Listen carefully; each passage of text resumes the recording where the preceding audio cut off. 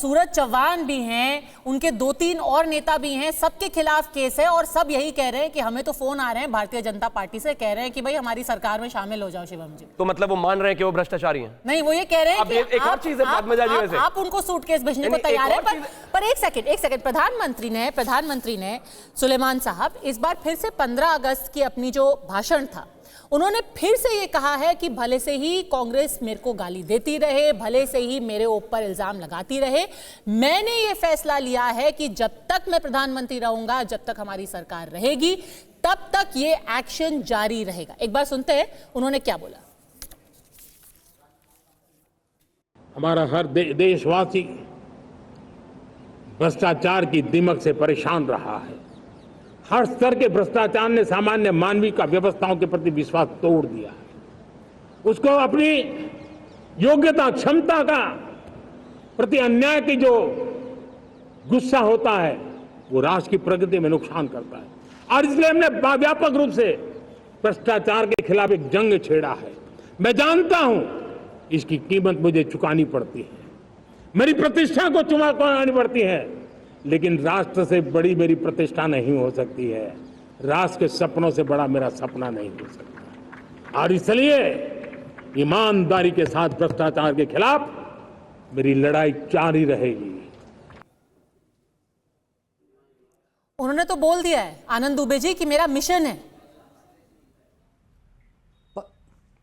पद्मजा जी, अभी शिवम त्यागी कह रहे थे कि भाई जेल जाओगे, ये नहीं बता रहे हैं कि सरकार और भाजपा की कुनीतियों का विरोध करोगे तो केवल जेल जाओगे, हमारे साथ रहोगे तो हमारे बगल में बैठोगे और मलाई और चमचम खाओगे।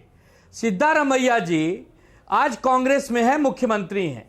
यही सिद्धारमैया जी कितने साल जेडीएस में रहे हैं, जो जनता दल सेक्युलर है। अगर ये जनता दल सेक्युलर में रहते और आज मुख्यमंत्री रहते तो राज्यपाल जी इनकी जांच नहीं करते।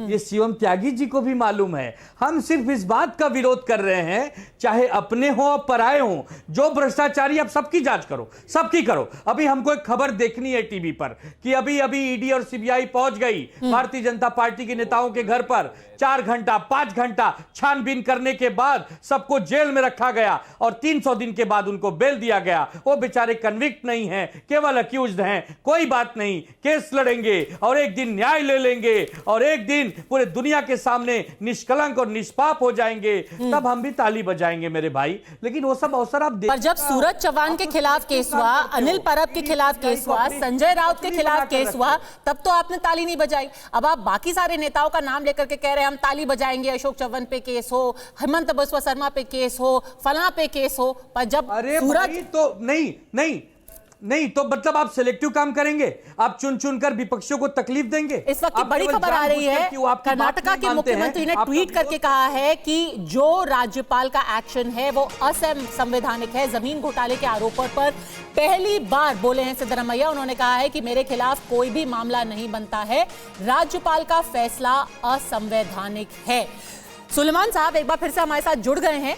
मैं कुछ एक जो केसेस हैं वो फिर से दिखाना चाहती हूं अपने दर्शकों को, क्योंकि बार बार ये बात हो रही है कि राज्यपाल ने जो किया है वो संविधान के खिलाफ है। पर क्या पहले ऐसे एक्शन नहीं लिए गए हैं? मैंने बीएस येदियुरप्पा का तो उदाहरण आपको दिया ही। आपको याद होगा जे जयललिता जब वो तमिलनाडु की मुख्यमंत्री थी, उनके खिलाफ भी भ्रष्टाचार का मामला, भ्रष्टाचार की जांच की गई और इसकी इजाजत भी उस वक्त के राज्यपाल ने दी थी। तो बात कर ली है हमने जनवरी 2011 की, जब बीएस येदियुरप्पा मुख्यमंत्री थे कर्नाटक के, तब कांग्रेस सरकार में सीएम पर शिकंजा था। उस वक्त आपको याद होगा कि केंद्र में कांग्रेस की सरकार थी। अगला उदाहरण देखते हैं। अगला उदाहरण है, हम बात कर रहे हैं जे जयललिता की, उससे पहले बात करते हैं लालू प्रसाद की। जुलाई 1997 में उनके खिलाफ चारा घोटाले में केस चलाया गया था। ऐसे ही जे जयललिता के खिलाफ भी केस चलाया गया था, एआर अंतुले पे भी केस चलाया गया था, पर पहले उन पर इजाजत नहीं दी गई थी। उन्होंने जब अपना इस्तीफा दे दिया, फिर राज्यपाल ने इस बात की इजाजत दी थी। कहने का मतलब यह है कि आज सिद्धरामैया कह रहे हैं, सुलेमान मोहम्मद खान, कि गवर्नर गलत कर रहे हैं, पर यह तो पहली बार नहीं हुआ है। बीएस येदियुरप्पा के साथ भी हुआ है, एआर अंतुले के साथ भी हुआ है, जे जयललिता के साथ भी हुआ है, लालू प्रसाद यादव के साथ भी हुआ है।